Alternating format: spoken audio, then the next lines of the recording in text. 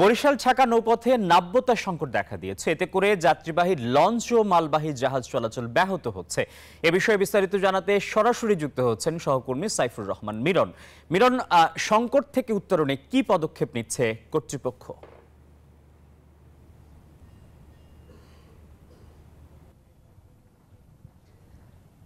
ধন্যবাদ আসিফ। আপনি যেমনটা বলেছেন যে ঢাকা বরিশাল নৌপথ বাংলাদেশের মধ্যে সবচেয়ে বড় নদীপথ। এই নদীপথে এখন এই শীত আসার আগেই যে মহাসংকট দেখা দিয়েছে, যে ডুবোচরের কারণে নৌযান চলাচল ব্যাহত হচ্ছে এবং এই প্রত্যেক বছরই নৌযান সচল রাখার জন্য বিআইডব্লিউটি কর্তৃপক্ষ তারা কিন্তু খনন কার্যক্রম চালান, কিন্তু তারপরেও এই যে বারবার নদী ভরে যাচ্ছে, অর্থাৎ চ্যানেলগুলো বন্ধ হয়ে যাচ্ছে, সে কারণেই এই নৌযান চলাচল ব্যাহত হচ্ছে। এবং তারা বন্দর কর্তৃপক্ষ যেমনটা বলেছেন যে ইতিমধ্যে আপনি জানেন যে গতকালকে নৌ পরিবহন মন্ত্রণালয়ের যে উপদেষ্টা এম শাখাওয়াত হোসেন তিনি বরিশালে এসেছেন, নদীবন্দর পরিদর্শন করেছেন। তিনিও বলেছেন যে নদীপথ সচল রাখার জন্য তারা উদ্যোগ গ্রহণ করেছেন। ইতিমধ্যেই নদীবন্দর এলাকায় কিন্তু কিছুটা খনন কাজ শুরু হয়েছে, তবে বৃহৎ আকারে অর্থাৎ ক্যাপিটাল ড্রেজিং যেটাকে বলা হয়, সেই ক্যাপিটাল ড্রেজিং কিন্তু তারা শুরু করবেন বলে আমাদেরকে জানিয়েছেন। এবং সেটা যদি শুরু হয় তাহলে হয়তো এই যে নৌযান চলাচলের যে